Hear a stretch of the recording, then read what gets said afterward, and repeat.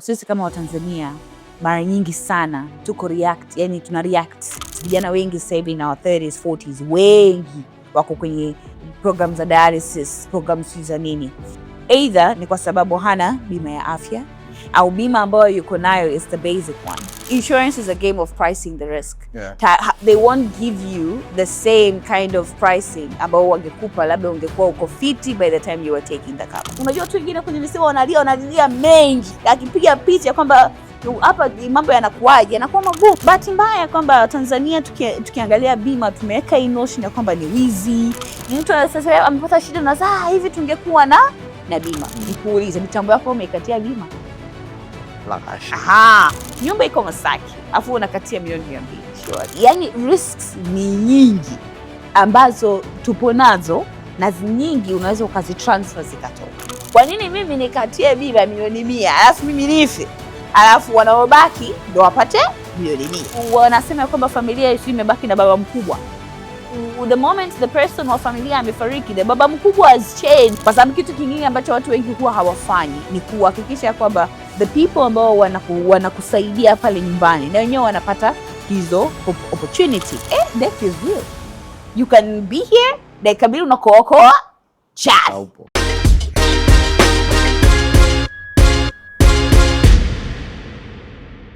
So, what do you advocate for? So in insurance, I'm a huge advocate for two classes of insurance. That would be medical insurance together with life insurance. Medical ni kwa sababu sisi kama Watanzania mara nyingi sana tuko react, yani tuna react. Yani unakuta kwamba asilimia kubwa hatufanyi medical check up.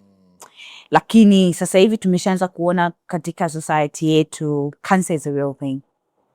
Like, na watu wengi unakuta by the time wana discover kwamba walikuwa na cancer au walikuwa na matatizo dialysis, vijana wengi sasa hivi na 30s 40s wengi wako kwenye programs za dialysis, programs za nini.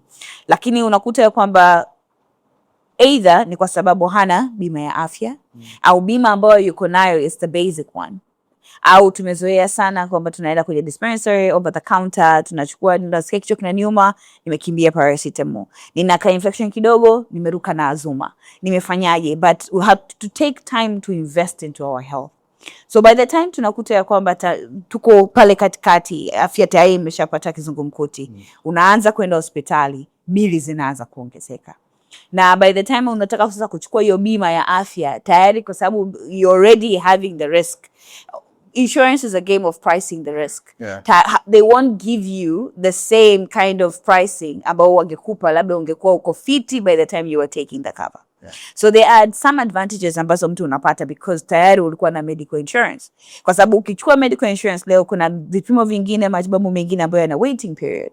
Kwa mfano dialysis, if you're to get insurance today, you have to, kuna waiting period of 6 months, 9 months for you to even qualify for dialysis because it's expensive, it's pricey. Lakini kama mtu tayari ungekuwa na hiyo bima, tayari it means automatically umepata hiyo changamoto, you can be able to get your service wherever it is nchini na zingine paka nje ya Tanzania. Na watu wengine wanakuta paka wanafika kwenye stage ya kwamba inabidi tuanze kuchanga pesa and stuff like that. Lakini kuna bima ambazo zinakupeleka wewe India, zinakulipia flights, zinakulipia company, unapata paka na pocket money, unatibiwa India, unafanywa upasuaji. Ikitokea bahati mbaya ukafariki, familia ingi gharama tena ya kurudisha mwili kwa sababu ile bima inapaka repatriation that will bring you back to Tanzania. So this is something that people we really don't talk about. Lakini ikija pia kwenye bima ya maisha, I mean let's face it, sasa hivi I'm happy ya kwamba sisi watu ambao we in the 30s and going up kwa sababu kuna kelele sana kuhusu investing. But also life insurance is an investment. Kwa sababu leo life is unpredictable. Today either wanasema hujafa hujaumbika. So either unaweza ukapata ulemavu wa kudumu au ukapata critical illness ukaumwa. Hata cancer is considered as a critical illness au ugonjwa mwingine wote ambao unakufanya wewe you're no longer productive. Lakini also ukafa either through sickness au ukapata accident to death, umeamka, umetoka, umegongwa, you're gone. But you got kids, right?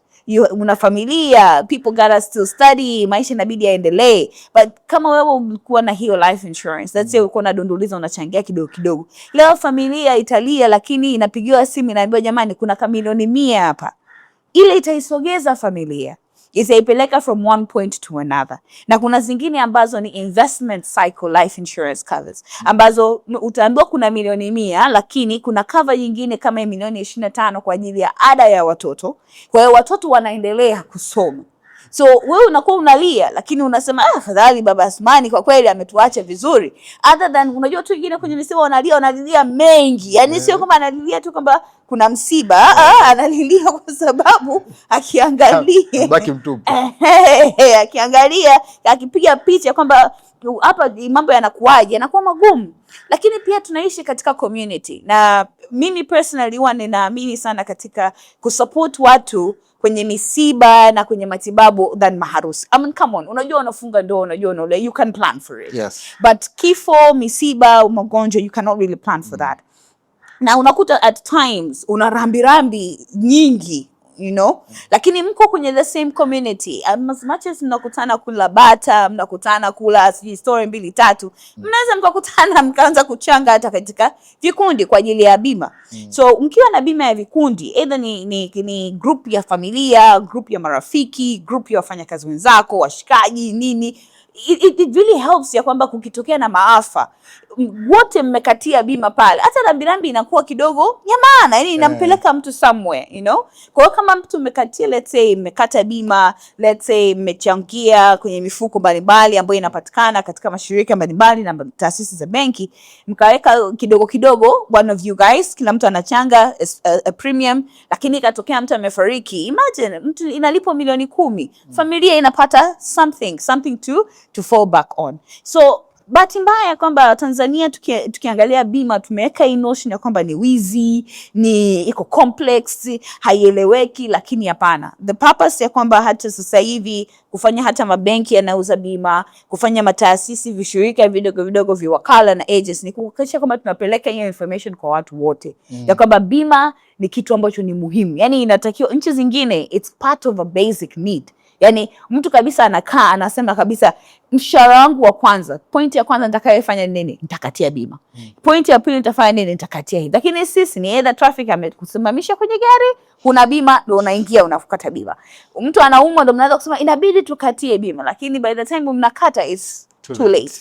Mtu sasa amepata shida na hivi tungekuwa na bima. Lakini kama tukianza kuifanya kwamba it's part and parcel of life, kama jinsi ambavyo tuna top up bando, yani mtu akiamka akakuta simu yake haina bando, yani una hyperventilate, unaingia songesha, unanivushe ili upate bando. It's the same thing it should be with bima. Kwamba mtu akiamka leo akakuta message kwamba my medical insurance is expiring, I should force myself to ensure that I am on cover. Tumeanza na punchline kwenye introduction. Bonge la punchline. My apologies. No. Which is nice. Which is nice. Sometimes hivi vitu ni vitu ambavyo tunachukulia poa sana. Yeah. Kama nilivyokuambia kwa wale, I being one of them. Have you ever got into a risk that you did not insure for and you felt like it's brought you kwenye kupata kuona umuhimu wa insurance as a person? Oh yeah. So I travel a lot. Thank God for that. But one of the key things about what tunaidharau sana ni travel insurance. Domestically, travel insurance is not so much. Lakini ukiwa unavuka ile mipaka pale, ukipita kwenye ile tangazo la Mpenzi au ukiwa unapita Namanga border or whatnot, travel insurance is key. So one of the key things is I was traveling, nilikuwa nasafiri kutoka Tanzania, nilikuwa naenda nchi nyingine, na nilikuwa nimechukua ndege ya Ethiopian Airlines.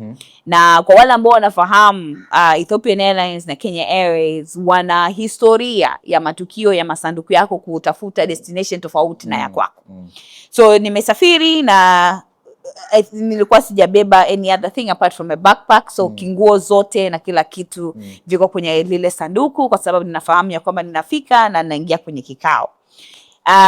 Nikafika katika ile nchi, sanduku langu halikufika na mimi. So here am I, I'm stranded, sina nguo, and I'm supposed to go into a meeting a few hours later. So ikabidi niingie gharama upya ya kwenda kununua nguo. Hata kile kapea DM huko umepewa, umeshakapangia mikakati kote kakaisha, kwa sababu inabidi uishi, kwa sababu uko pale kwa siku 7. Inabidi uvae nguo. So ikabidi ninunue kila kitu all together. And then during the course of, unazungumza na wenzako, you're venting, you're like, unajua hiki kimenitokea.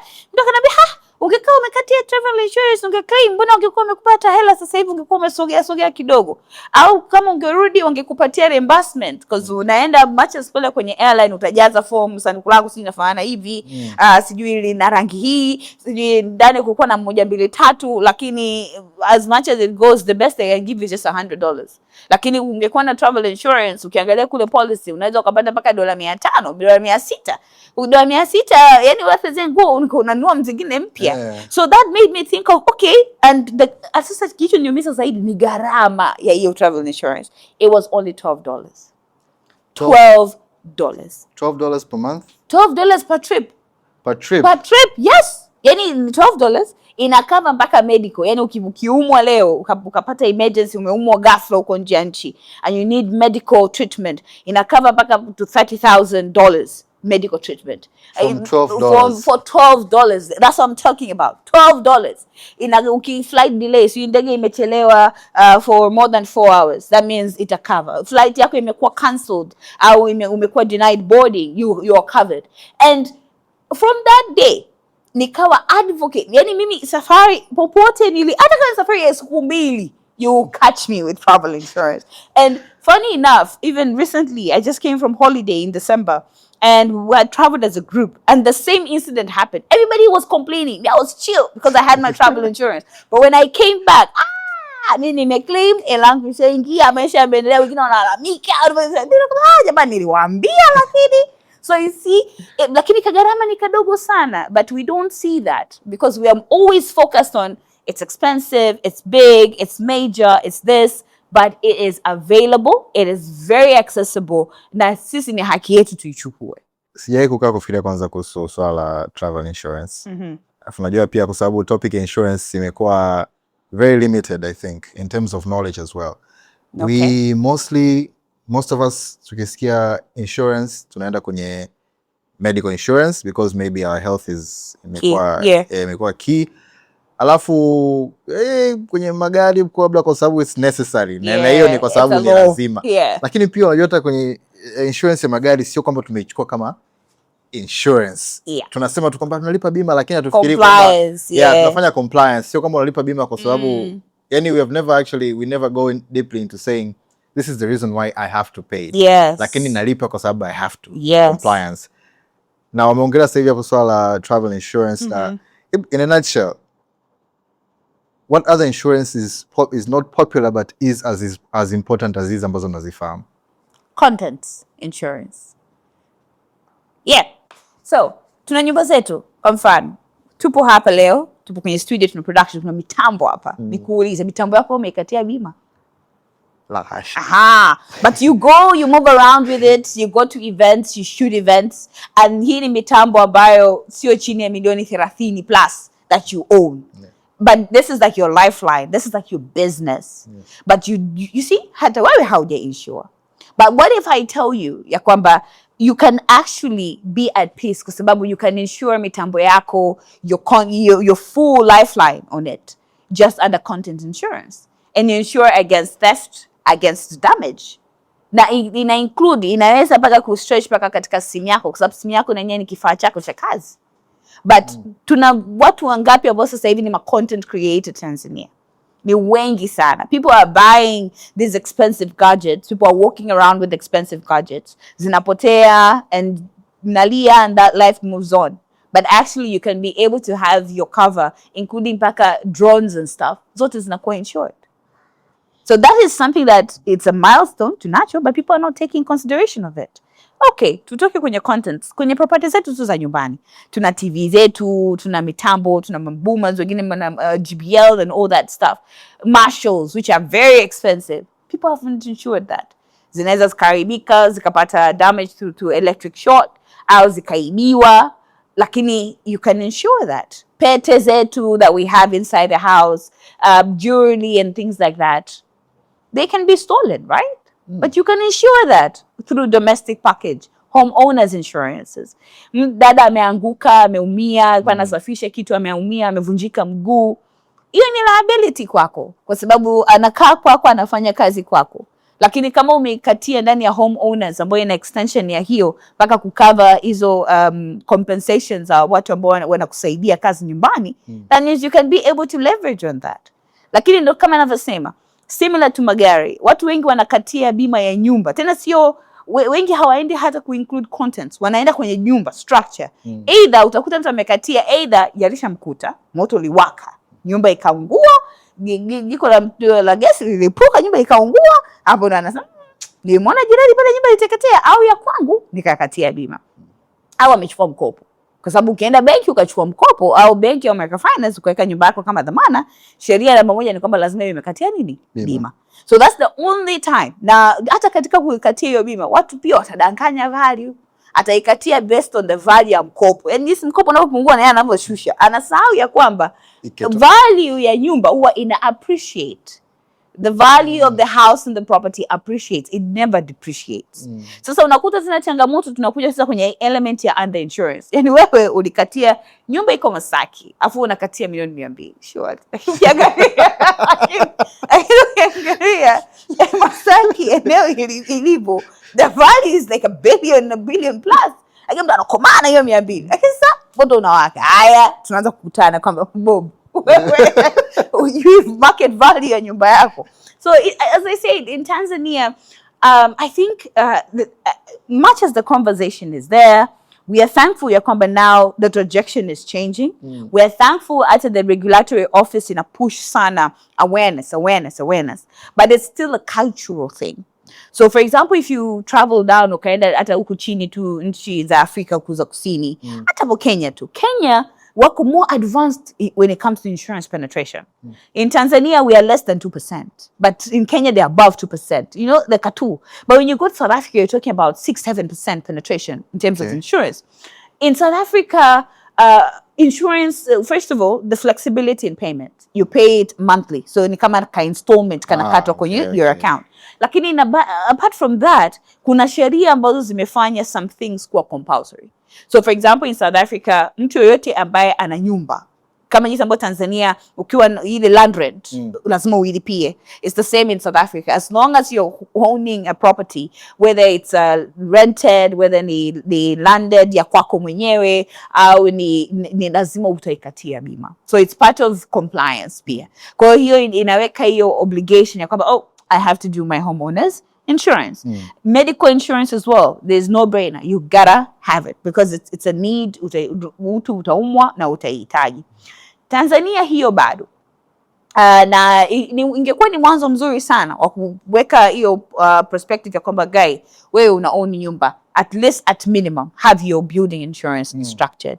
Kwa sababu vitu vingine ambavyo tunavichukulia poa sana. Kwa mfano wewe una mti wa mwembe au ambao uko hapo kwenye fence. Huo mti unaweza ukamwangukia mtu. Bahati mbaya. Tunaonaga miti inaanguka. Huo mti ukianguka kwa mfano ukavunja fence ya mtu mwingine, you are liable. Sababu mti uko kwako. Kwa sababu mti uko kwako. Au huo mti ukamuumiza mtu akapata majeraha, you are liable. Lakini if you had insurance, that liability would transfer from you to your insurance company. Because you have insured against risks pertaining to your own homeowners. Lakini sisi tunaichukulia poa. Mtu unakuwa na mti umenani mpaka unakuja unamharibia mwenzako. Mnakuja tu Watanzania tunapenda sana ile kitu kwamba tunamalizana pembeni. But that's not the thing. Sio kila mtu atakuwa na uwezo wa kumalizana pembeni. And not kila muda au kila dakika utakuwa na hizo finances za kumalizana pembeni. But you could have insurance that can help you to be able to leverage that. So that's how insurance can be part and parcel of every person's life. It's a lot to ingest. It's a lot to ingest. You think you know something until you realize you don't. I'm having a lot of aha moments in my mind, but I can't say them out loud. Yeah. Kwa sababu I knew insurance is broad. Mhm. I did not know it is as broad as you're explaining it. Yani risks ni nyingi ambazo tupo nazo na nyingi unaweza ukazitransfer zikatoka. Nyingi sana ambazo tuko nazo na tunaishi nazo. Sema zile tumezoea kama this is a way of life. But there are so many ways that you can actually leverage and to be able to transfer that away. So many ways. Ndio hicho ambacho nimependa ulivyosema kwamba watu wengi bado hawajui. And that's true. Na ni hicho ni kitu, it goes back again to our culture.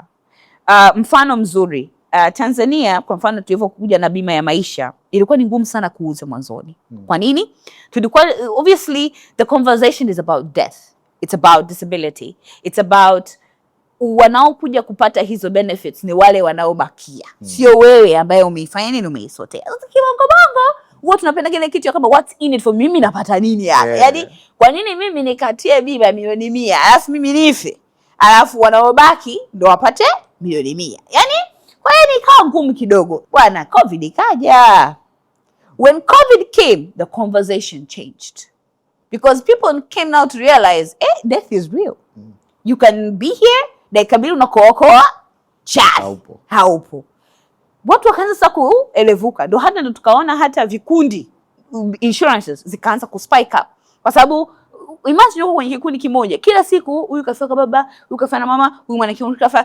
Yaani as much as mkachanga hizo elfu, hata kama mkiwa mnachanga 10,000, lakini kama mna msiba 8, that's 80,000 gone in like a month or in like 2 weeks. So misiba ni mingi, lakini pia kwa watu ambao mnakuta labda kwenye ukoo, kuna koo zingine zilipigwa misiba mpaka misiba mingine wana consolidate, wanasema jamani hatuwezi kusafirisha ila mimi tumalize hapa. Kwa sababu gharama zinakuwa ni kubwa. On average msiba ambao watu wanalisha watu kwa siku 2 siku 3, ambao kuna matenti, sijui kuna maua, kuna nini, kuna kusafirisha, budget yake huwa ni milioni 20 minimum. That's on average. Yani hiyo ni milioni 20. Average unacheza kati ya milioni 12 mpaka milioni 20. Huo ni msiba mmoja. Na hiyo ina include pamoja na price na ni gharama ya kutoa mwili, ya kusafisha, kuchoma sindano, kupeleka kule na vitu kama hivyo. Na tunafahamu tayari tukishapeleka msiba wa kijijini au kuna chakula, yani gharama zinaongezeka. Zamani ndio ilikuwa misiba kwamba watu wakija msibani wanakuja na chakula. Lakini siku hizi tunaona asilimia kubwa ya misiba kuna catering. So hizo nazo ni gharama.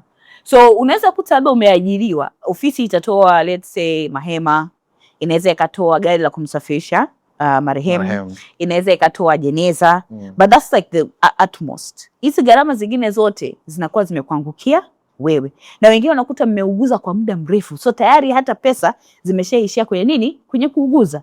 So in other countries watu ambao wanakuwa wanafahamu, kwa mfano mimi, kila mtu anajua kwamba kuna siku yako ya kuishi na kuna siku yako ya kufa. So mtu anakuwa tayari ameshakata funeral insurance cover yake, because nchi zingine kifo ni celebration. It's not a scary thing. So mtu kabisa leo akifariki tayari polisi mke anajua, mkaka anajua, au whatever anajua kwamba huyu mtu alikuwa amekatia polisi yake kampuni X. Kwa hiyo moja kwa moja itatoa notification ya kwamba death notification, so and so has passed away, ninapeleka. Wale wanatoa mzigo. Kwa hiyo kama mtu alikuwa amekatia bima yake ya mazishi milioni 20, wanaachia milioni 20. Inakuja wanalipia kila kitu kuanzia jeneza, maturubai, chakula, kila. Yaani yule mtu kabisa anakuwa amechagua, alivyokuwa anatiki anakuwa ametiki kama mimi nitataka maturubai, mimi nitazikwa up country, cost ya up country itakuwa ni kiasi hiki, kila kitu. Nyie kazi yenu ni kwenda kuhakikisha ya kwamba kila kitu kinafanyika sawa, kuomba ibada, and that's it. Imeisha. So the burden hata ile ya baadaye familia mama zinaanza kugombana sijui na nini, na kwa imefanya nini, imepungua. On top of that, amekuwa tayari amesha insure life insurance against maisha yake. Ya kwamba leo mimi sipo, lakini kuna hawa watoto, they still gotta go to school. Kuna hii familia ambayo mama anabaki au baba anabaki, watu lazima tuendelee. So kuna kuwa na kama milioni nyingine 50 ambao kunaweza ukaongeza pamoja na education cover, ambao itasomesha watoto mpaka chuo kikuu. So kila mwaka mpaka chuo kikuu. So unakuta mzazi yeye kazi yake tu ni kwenda kila mwaka mwanzoni wa mwaka anapeleka ile slip ya kwamba this is what is due, fee structure ikoje, insurance inatoka inalipa. So mzazi anakuwa amefanya nini? Amepumua. Anajua at least at minimum my kids are in school, they are going to continue being in school. Kwa sababu let's face it, tunaonaga mara nyingi sana kwamba wanasema kwamba familia yetu imebaki na baba mkubwa. The moment the person wa familia amefariki, the baba mkubwa has changed. The baba mdogo has become devils that you do not even know. Lakini if you guys had safeguarded all of that, it's also namna ya kumprotect mwenzako. Ya kwamba tunafahamu hizi vitu vinaweza vikatokea, lakini kama vile vitu, kwa sababu ile mikataba ya life insurance ni kisheria, ni uphold. Hakunaga administrator pale, hakuna sisi twende mahakamani tukamteue mtu wa kusimamia life, hamna kitu kama hicho. Marehemu alichoandika ndio huyo ndo atakayepokea. Whether walitengana, whether walifanyaje, hiyo haituhusu. Lakini the fact ya kama marehemu aliandika kwamba mimi sipo, lakini na event kitu kimetokea leo, so and so will take over, that's how it will be. Life insurance ni insurance ambayo people don't talk about it a lot. Yeah. Na I think kama hiyo ulivyosema, maybe because kuna ile umimi, what do I get from what do I get from it? Yes. If someone would ask what is life insurance and how do we go about attaining it, unaweza kuelezea vipi yani life insurance ni nini? Okay. So bima ya maisha ni bima ambayo ina purpose yake kubwa ni sio kukurudisha wewe katika kile ambacho ulikuwa una enjoy kabla. Hizo ni bima za jumla, kwa sababu hizo ni short term insurances. Bima maisha kwanza, moja yake ni kwamba ni ya muda mrefu. Inaangalia maisha yako kwa ujumla. Yani ina insure risks ambazo zinaweza zika either affect quality of life ya kwako au ikafanya maisha yako yasitishwe. Na papasi yake ilikuja kwa ajili ya kusaidia risk kuu 3 ambazo ziko katika maisha: ugonjwa, ulemavu na kifo. So kwenye ugonjwa tunaangalia critical illness. Na yani kwamba yani wewe kabisa yani imefikia kwenye stage ya kwamba critical, we are taking a point kama almost 70% or 60% of your function yote imekuwa redundant. Na it could either be due to cancer, either due to kuna wengine wanatoka from HIV to AIDS. So critical stage of AIDS inanyewe ni critical illness. Psychiatric pia kwamba you're now redundant as completely mental, that is also critical illness. Bedridden for a long time is also a critical illness. Na kwenye aspect ya kifo, death, kwa sababu death is sudden, lakini pia kuna death ambayo ni progressive. So unaumwa tayari, so kuna pre-existing conditions ambazo uko nazo, ambayo hiyo na yenyewe baadaye kwenye bima inakuwa discussed kama a sort of a conditional kwenye in terms of payments. So kwa mfano mtu kakatia leo bima ya afya, lakini upo tayari stage 4 cancer, that means ya kwamba there is an element of pre-existing condition, kwamba tayari wewe uko unafahamu kwamba wewe ni mgonjwa na tayari upo katika hiyo critical stage. Kwa hiyo inamaanisha ukifa ndani ya miezi 3 ya awali ya cover, bima haitalipa, na nitakuja kuelezea kwa nini. Lakini ikatokea ya kwamba umekata hiyo, ukagundulika uko stage 4 cancer, lakini haukuwa it was not something that you knew. Lakini something happened ya kwamba it was so progressive. Unajua kuna mtu mwingine anapokea diagnosis ya cancer, mwili unashindwa kuiaccept. Ni kama unapigwa shock. Umeenda tu maybe uko unauma tu kidole, umeenda kupima ama unakutwa sijui una kitu gani, masi unaambiwa we have to start chemo, you're still processing the chemo, sijui whatever. Yani your body just you enter into this certain level of shock ambayo mpaka mwingine anakufa. Lakini yule, when it comes to element ya bima, hiyo kesi itaangaliwa tofauti, kwa sababu it was not a pre-existing, halikuwa hafahamu. Lakini kwa yule ambaye tayari anafahamu ya kwamba mimi hapa najua nina 1 2 3 napambana na hiki kitu. So kwa sababu nakiangalia hapa daktari ameniambia nimebakisha kama miezi 7 hivi, ngoja nikate bima ya maisha. Ile inamaanisha kwamba in an event akifa within the waiting period, kabla ya kuvuka, that means it won't be covered, kwa sababu tayari wewe uko unajua. So ni kama vile unauzia risk, yani wewe unajua kabisa hiki kitu ni kibovu, wewe acha nikibutue upande wa pili. So hiyo kidogo inaangaliwa kwa macho mengi. So bima ya maisha purpose yake kuu ni kwamba ilikuja kwa ajili ya kusaidia watu kuweza yani wale wanaobakia waweze kuproceed na maisha kwa kuweza, kwa sababu anayeondoka ni key person. Baba ameondoka, key person kwenye familia. Haimaanishi kama mama sio key person, maana sasa hivi maisha yamebadilika. Lakini key person wa familia ameondoka, key person wa familia amepata ulemavu, key person wa familia ameshindwa kuendelea. Na baadaye ikaja kuadvance sasa mpaka kuweza kutumika katika mashirika na mataasisi ya fedha ambao ndo tunaita group credit au individual credit life.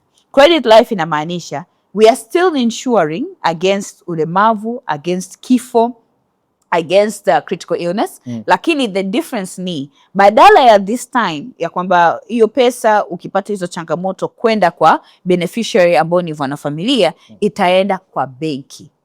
Kwa hiyo itafuta mkopo ili kuhakikisha kwamba wale ndugu familia waliobaki hawabebi ile liability ya ule mkopo ambao mtu ulikuwa nao. Kwa hiyo leo hii kwa mfano ukakata mkopo milioni 100, you want to expand your studio, you want to do so many things. Lakini God forbid something happens to you.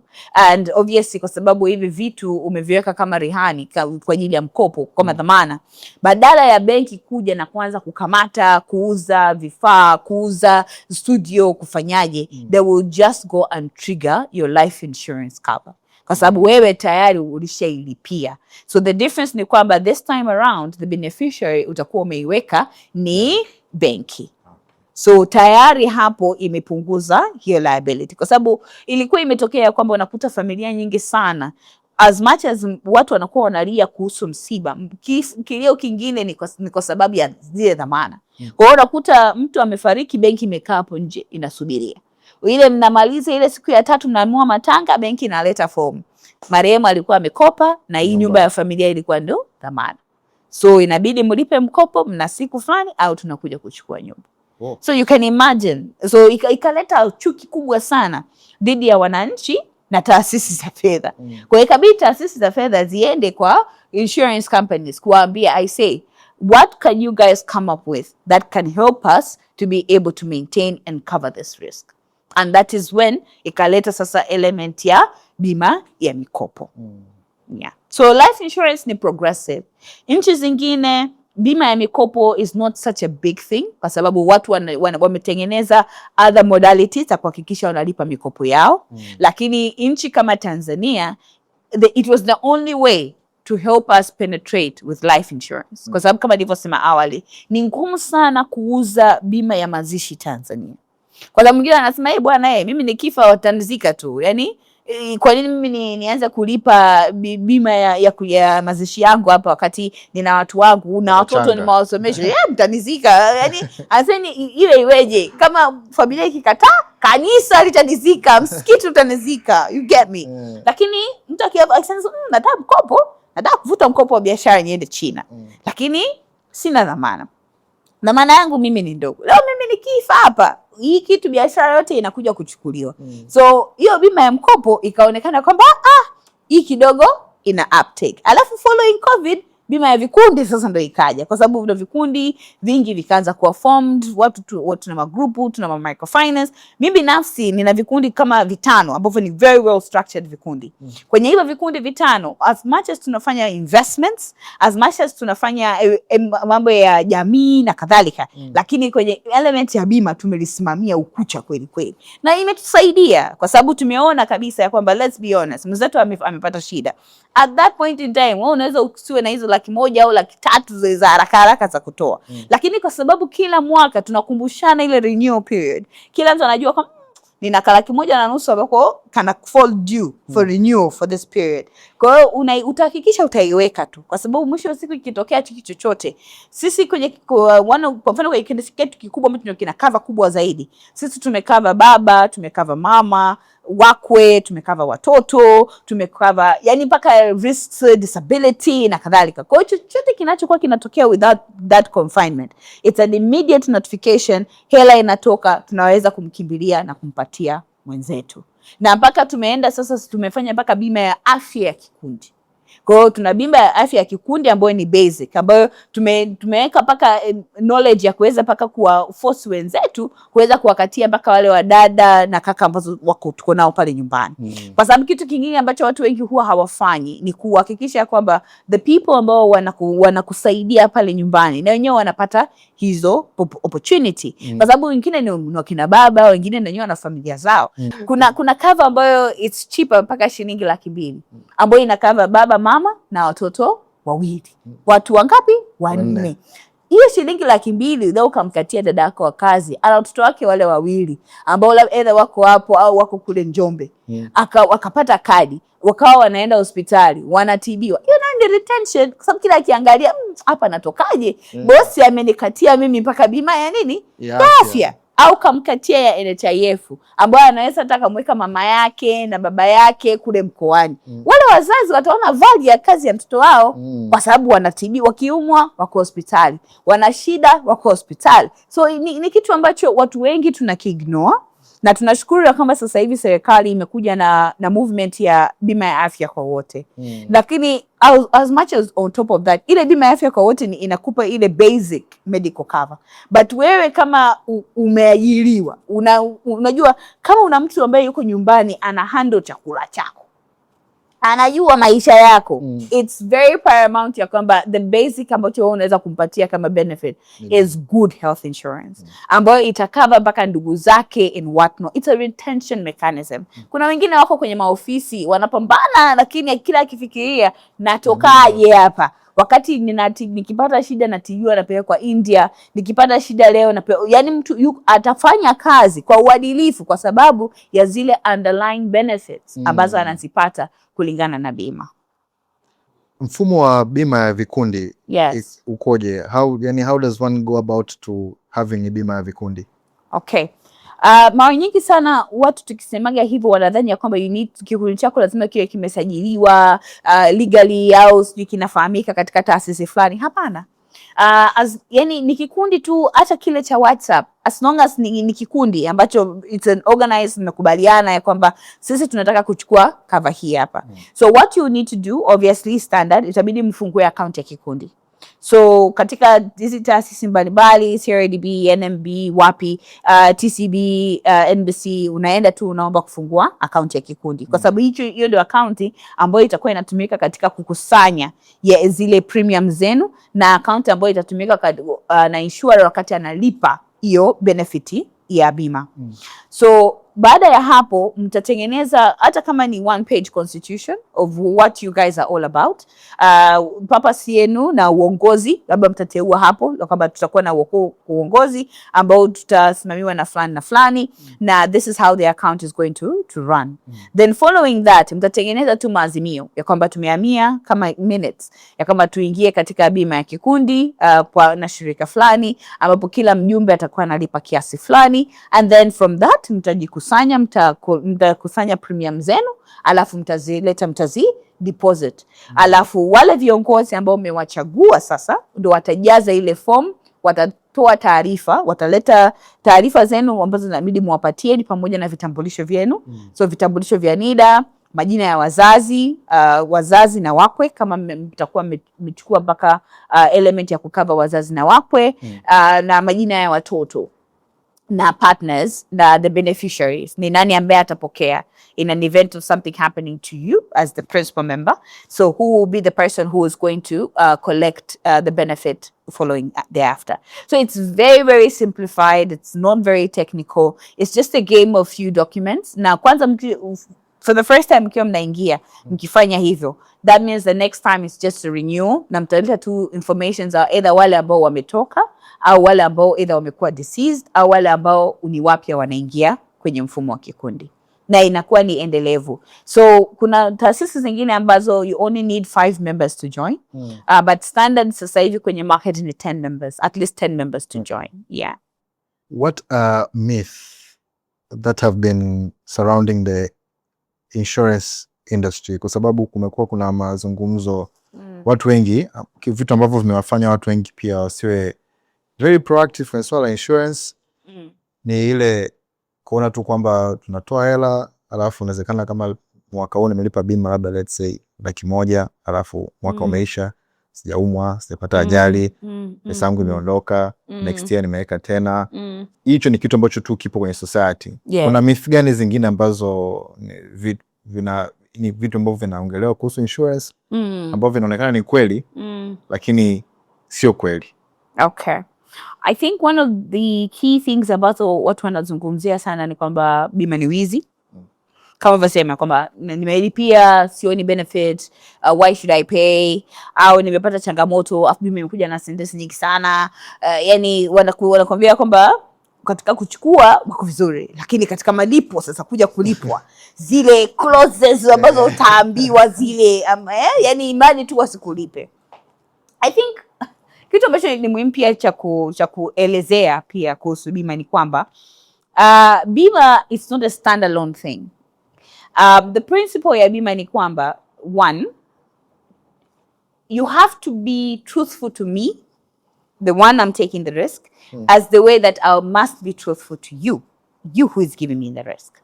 So the duty of disclosure, the duty of kupeana taarifa za ukweli zinaenda both ways.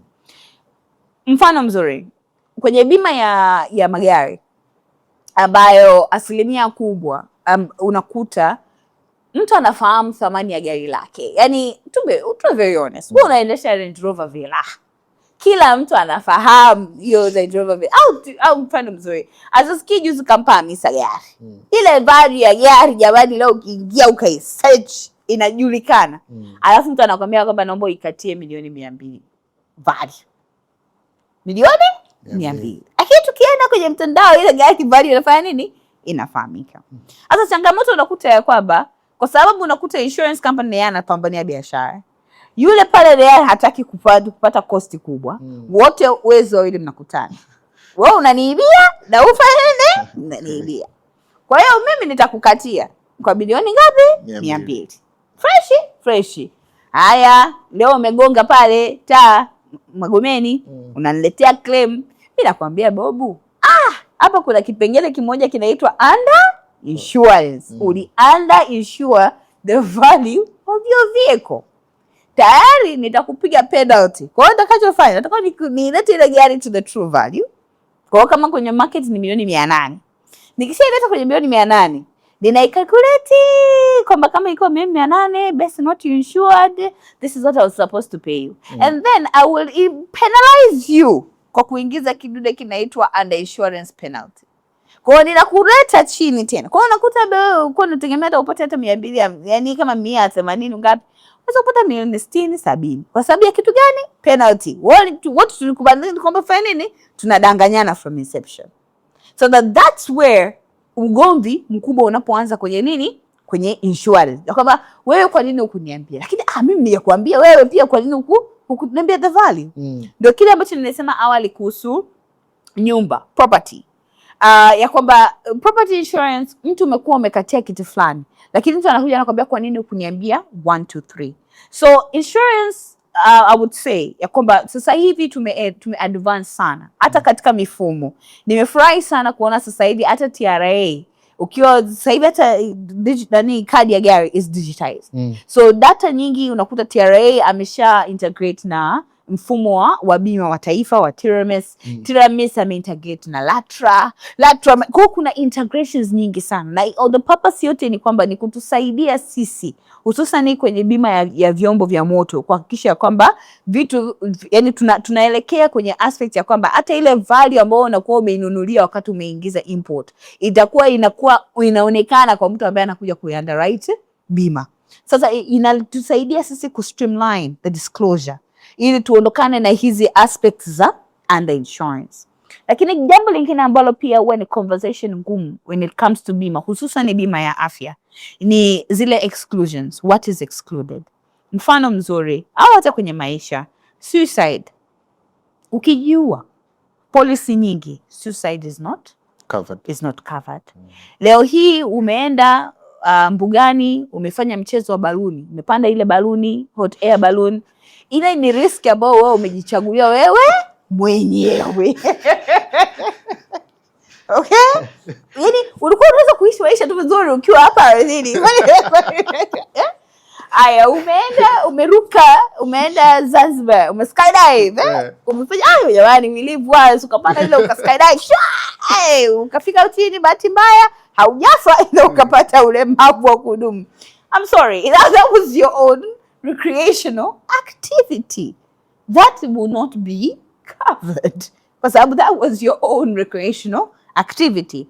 But suicide as well, attempted suicide, suicide in itself, that is not covered. Now, for some mashirika ambao wamekubali kuicover suicide, they don't cover it on the first year of the cover. So maybe they will put a waiting period of like 2-3 years. Kwa sababu mtu mwingine anaweza akajua kwamba mimi na mpango wa kujiua, lakini ngoja niachie familia yangu vizuri. Ngoja nikate bima, nivute hapo bima mpunga, najua kwamba nimeinsure against milioni 300. Muda ukifika naji-off, familia inaendelea kubenefit. So vitu kama hivyo, yani kwenye bima kuna elements kubwa sana ya moral hazard, yani moral hazard kimaanisha ya kwamba wewe unaweza ukanipiga mimi sasa ngakupiga. Kwa hiyo inabidi, kwa sababu bima ni ngumu, kwa sababu ni tofauti na when you're selling a bank account. When you're selling a bank account, the benefits are seen. Nakupa akaunti, hii akaunti haina makato, hii akaunti itakuwa na investment ya riba kiasi fulani ukiweka. So mtu whether naitaka siitaki, because it's an account, I'm going to get it. But bima nakuuzia maneno, nakuuzia policy kwanza, nakupanga, nakwambia kwamba unajua nini, wewe una gari lako hili, ile gari lako hili ni nzuri sana, umelifanyia pimping, umefanya nini, umeliweka sawa, lakini kuna risks 1, 2, 3 zinaweza zikatokea. Sasa wewe unaweza ukakatia kwa miaka 10 haujawahi kuona hiyo riski. Kwa miaka 10 unakata bima ya comprehensive kila siku ya gari lako. Lakini siku ambayo utasemea kwamba hebu leo kuja ni downsize niende third party, ndio unatoka hapo nje unakula mzinga. Sasa mwingine anakuja akwambia, lakini mimi nilikatia miaka yote iliyopita. Unasema sawa, lakini that bima was short term, mwaka tu mwaka unapoisha, na mimi risk yangu nilikuwa nimefanya nini, nimeimaliza. So that is the challenge when it comes to insurance. But ni kitu ambacho ni endelevu, tunaendelea kufundishana, tunaendelea kupeana taarifa. We hope ya kwamba there will come a time whereby people will be so much passionate about insurance. For example, if you go to Germany or if you go to the States, ukienda Marekani, yani watu bima, yani watu yani wanaihemi, yani ni kitu ambacho mtu kabisa, yani hata akiwa unaangalia kwenye TikTok budget, yani mtu anakiweka kitu cha kwanza. Ujerumani, yani mtu anakuwa na policy mpaka zinapitiliza. Mpaka sasa hivi serikali ya Germany imebidi iweke sheria ya kwamba at minimum, jamani, sheria policies zisizidi kiasi fulani. Kwa sababu unakuta kila mtu, yani kila kitu mtu ameichukulia bima yake. Ambayo sasa inakuwa ni kama over concentration. Lakini sasa bora uwe well prepared and well protected than not being protected at all. Yeah. The gap that exists right now, the biggest gap is information. Yeah. How do we close this gap of making sure people get the information? Kwa sababu unajua kuna kipindi, kwa mfano janga la HIV lilipokuja, there was a lot of ways people used to make sure kwamba watu wanafahamu information. Campaigns, usione sema naye kwa sisi ambao ni wahenga, sijui nini. Kulikuwa kuna kampeni nyingi sana ambazo zilikuwa zina aimed at making sure people know about this, kwamba it's a crisis, people need to know, and they need to kujiweka salama na nini. Labda, correct me if I'm wrong, I have not seen such advocacy for insurance. Is there advocacy for insurance, and is it enough? And what do we do to close this gap? Well, nice that you have brought that to the table. Actually, ni changamoto ambayo tumeiona, na ni changamoto ambayo hata ofisi ya mamlaka na yenyewe imeweza kuiona kwa ukaribu. You could say ya kwamba on one end or another, sisi watu ambao tuko kwenye Tanzania ya bima ni kama tumefeli kwa kuhakikisha kwamba watu wanaelewa.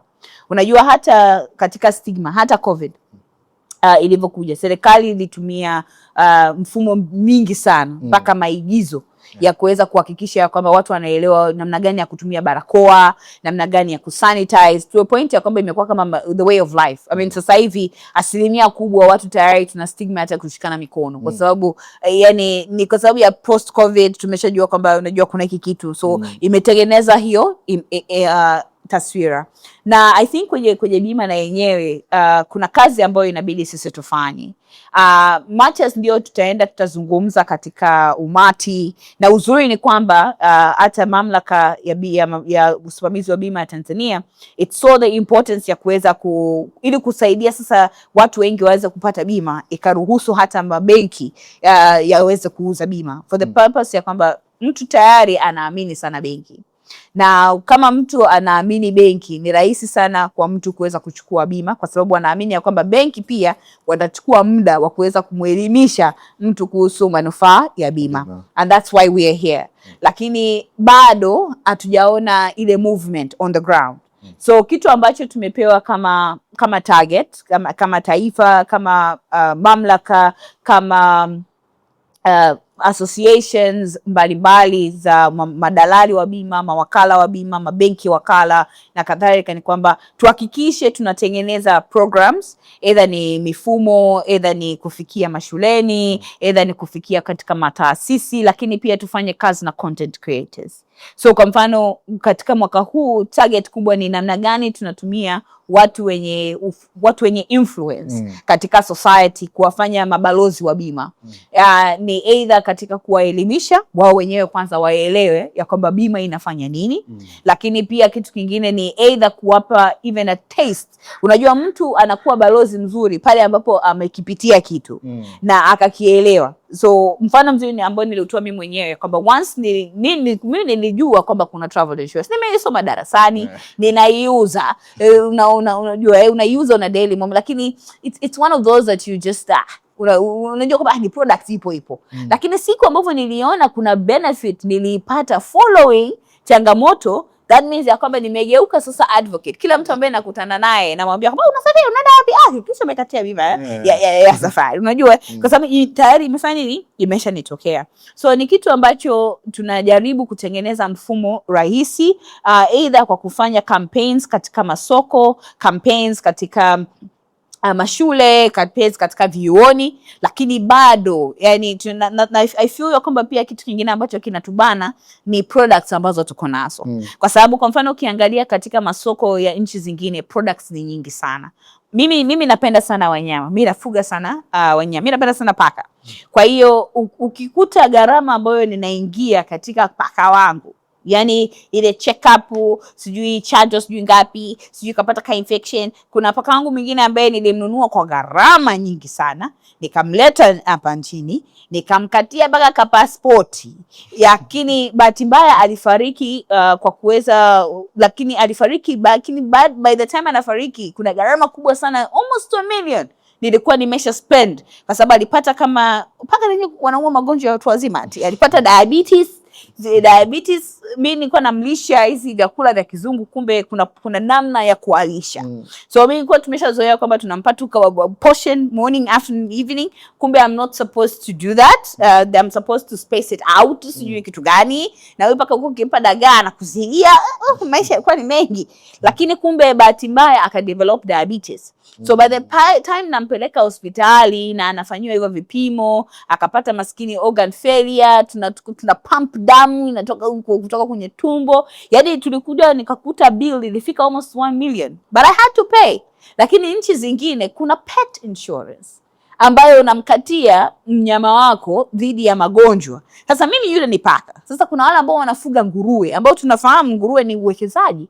Kuna wale ambao wanafuga mbwa. Mbwa na sasa hivi ni uwekezaji. Kwa sababu mimi kwa mfano na rafiki yangu ambaye yeye anafuga mbwa Arusha. Mbwa anaowaleta nchini sio hao ambao tunaona wa kawaida hao. Yaani mbwa wake mmoja anamuuza $1,500, $2,000. Yule mbwa kale kapapi kakiumwa kakifa, ile ni investment ambayo ameweka pale. So at any given point in time ana mbwa paka 50, ambao kila mbwa pale ni $1,500, $2,200. Sasa akipoteza mbwa 3 4, what is the loss associated to that? Tunafuga kuku zetu nyumbani, tunafuga ng'ombe, kondoo. Sasa hivi pia imeibuka sana watu wanafuga mbuzi.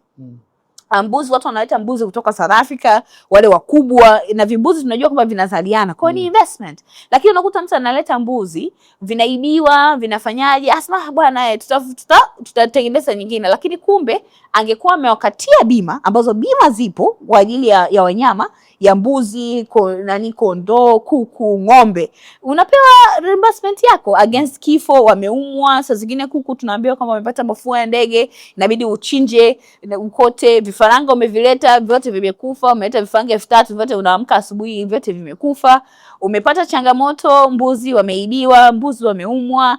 Lakini hivi ni vitu ambavyo vipo, lakini watu wengi tunavipuuzia. Na kitu kingine ambacho labda kinatulimit ni kwa sababu ya nature yetu ya ufugaji. Kwa hiyo nakuta obviously kwenye hizi bima zinahitaji wewe uwe a bit structured, yeah?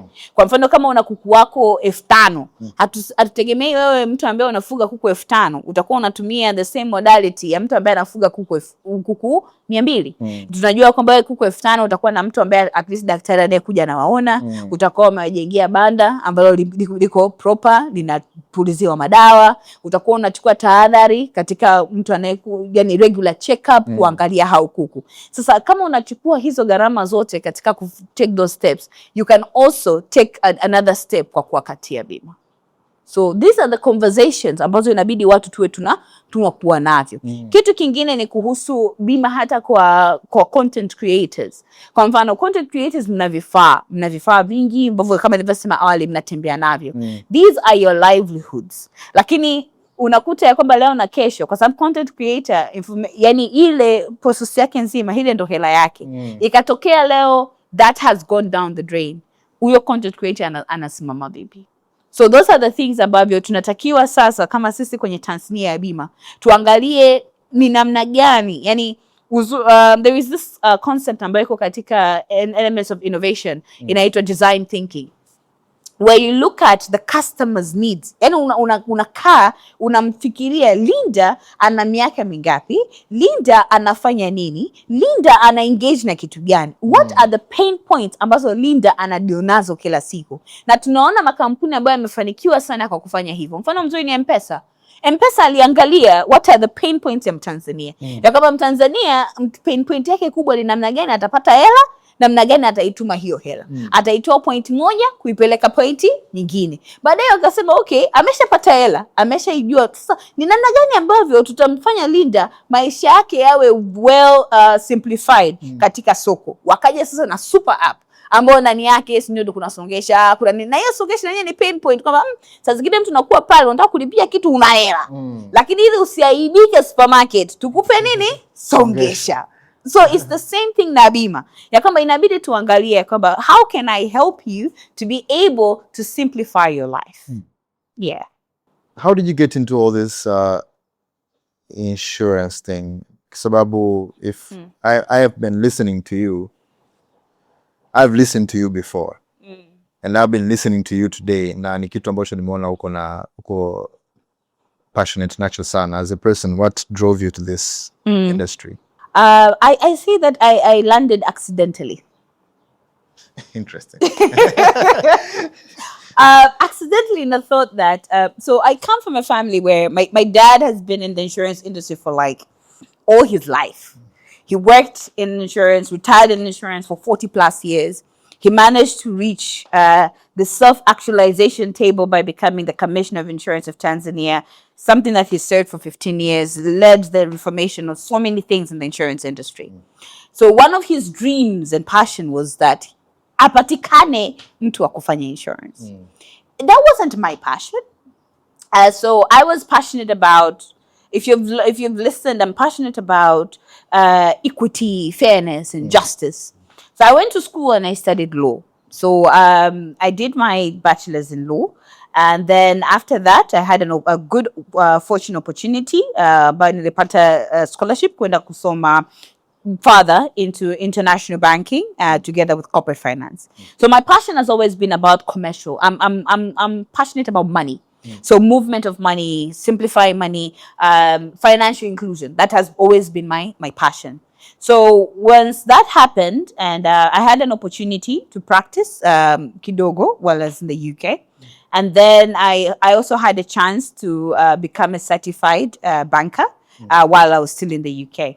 Alafu baadaye nyumbani ni nyumbani, maisha ya nje kidogo ni magumu. Unajua kuna maisha ya wanafunzi ambao vitu vingi vinakuwa ni discounted, lakini wanasema once ukiingia kwenye game life changes. So life was a bit upheaval. So I got a good opportunity to come back home. And when I came back, unfortunately, I did not get the opportunities that I wanted in law. So I was stranded, and the only available opportunities that were there for me was banking.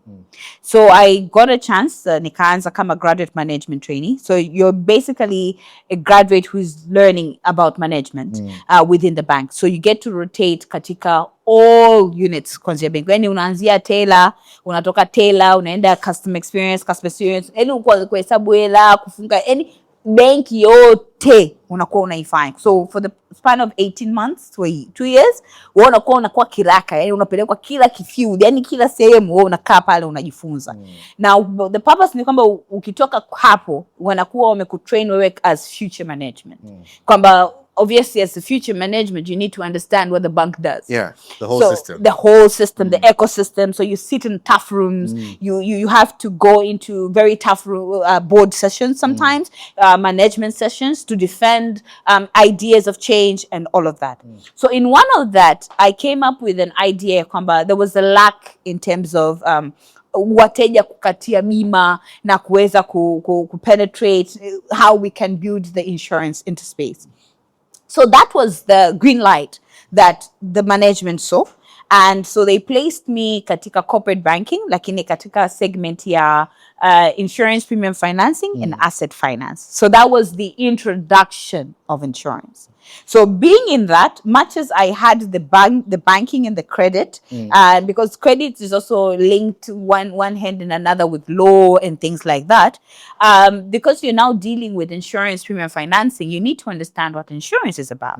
So I had an opportunity to study at IFM. So I took like a short course at IFM, and then I had chances of having various training and secondments at HQ in Kenya for that respective bank, whereby nilikuwa attached to the insurance unit kule kwa ajili ya kujifunza the underwriting, the risks and all of that. Mengine ni personal investments that I did. So I did personal investments in terms of training, while at the same time I also qualified to become an associate of the Tanzania Institute of Bankers in Tanzania.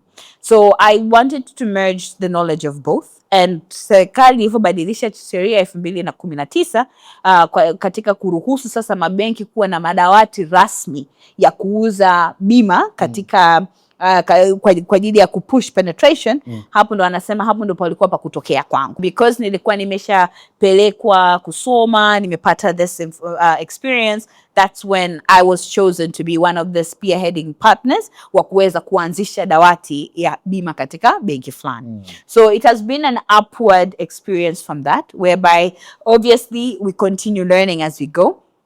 But the knowledge of understanding the banking industry, understanding the customer industry, the customer journey, and the fact that I started as a graduate management trainee has given me, let's say, a good advantage, kwa sababu ninaelewa the banking aspect, ninaelewa the credit aspect, and now coming from the insurance and linking that, it's much more easier. Kwa sababu sasa unaweza ukafahamu hata katika kwa kumwangalia mteja, how you can classify the respective customer, how you can classify the risk. And I would say I'm still learning as I go, kwa sababu risks zinabadilika.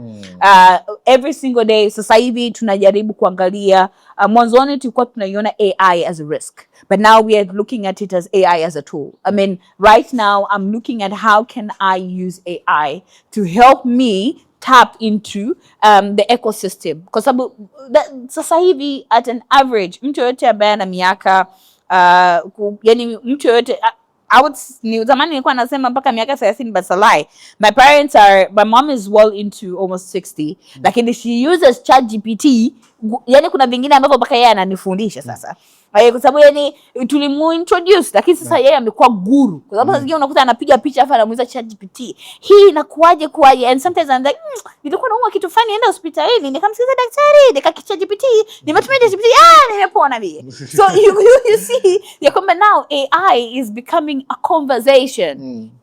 So how do we then use AI kutusaidia sasa kuweza kufikisha watu kuanza hata kutumia hizo bima? So upon kusafiri na attend various exposure tours, unajifunza what other people are doing in other markets, whereby sasa hivi for example in Germany people wame integrate na ChatGPT kutengeneza ka AI kakuuzia bima. So makampuni yamesema if we can't beat it, let's join forces.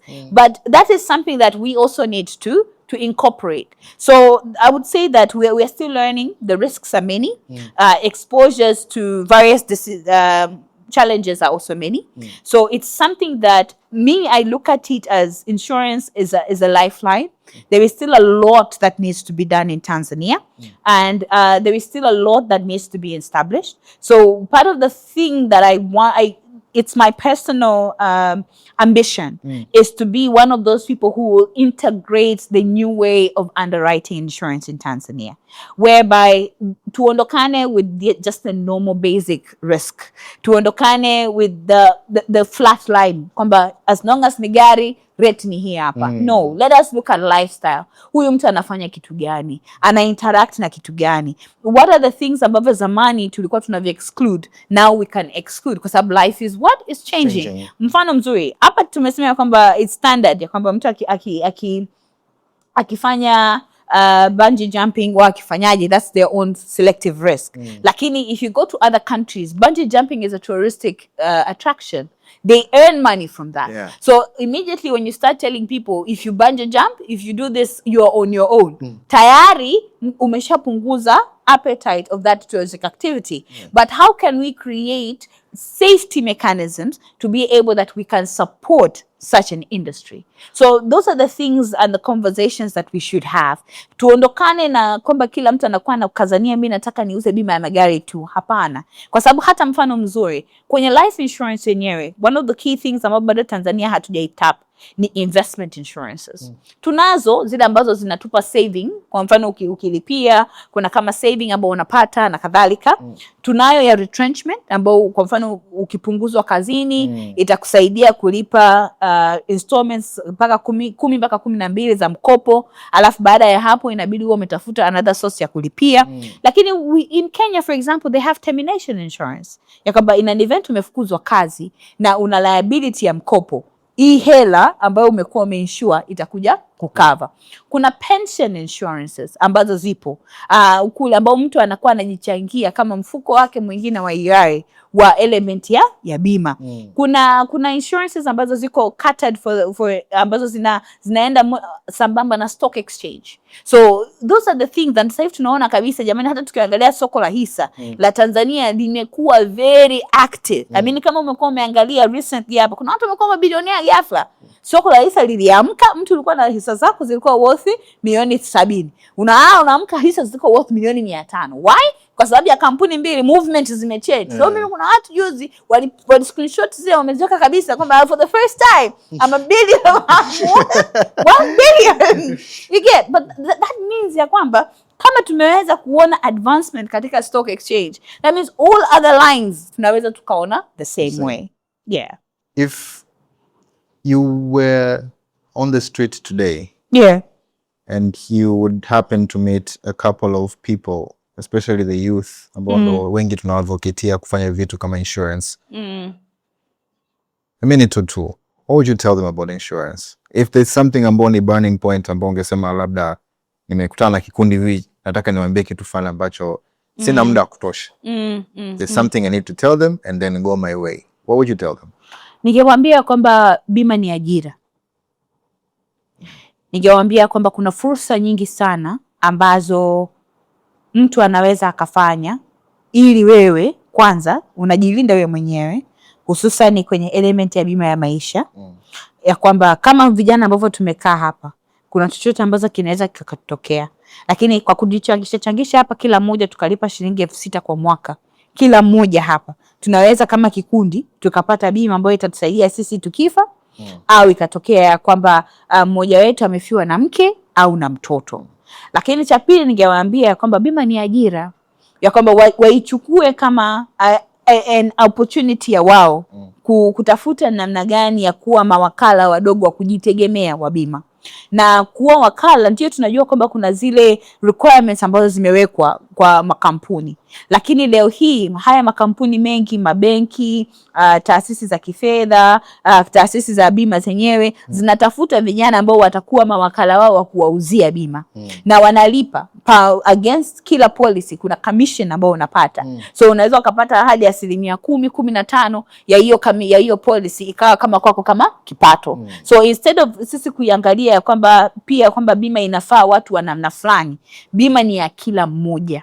So ni point ya ajira, self protection pia, lakini it's a point ya wao kutokea, kwa sababu leo utaanza kama freelancer ambaye unalipwa commission, lakini based on how you perform unaweza ukajikuta ya kwamba ukagrow into something else within the company. They can see your potential, they can invest in your potential, and you can end up becoming an advocate for that respective proposition. Na kitu cha mwisho kabisa, umuhimu wa kuwa na bima ya afya. Na the moment you start having bima ya afya ukiwa kijana, the earlier you get it, the better the benefits as you age. Kuna benefits ambazo sasa hivi kwenye bima za afya zinaitwa lifetime benefits. So kwa mfano leo hii ulikuwa labda umeanza ukiwa na miaka 25, umeanza kukatia bima ya afya, gharama pia inakuwa ni ndogo compared ukianza kukata ukiwa na miaka 40. Na kwa sababu tayari rekodi yako ilikuwepo tangu ukiwa na miaka 25, ni rahisi sana ya kuwa na negotiated rates, kwa sababu your record is long standing. Then when you're 45, tayari umeshapigwa misukosuko mingi, tayari maini yameshatingishwa na Smirnoff, ukaenda ukakata, that means tayari risky profile yako inakuwa ni tofauti. Na kingine cha mwisho ningewaambia waoe, kwa sababu ukioa itakupush we responsible, utakata bima ili kuhakikisha kwamba familia yako inakuwa well ring fenced katika maafa yote. Thank you very much, Linda, for You're joining us. welcome. This was a nice conversation. You're I enjoyed every bit of it, and I believe everybody else will enjoy as well. Thank you so much for having me. Thank you. Asante.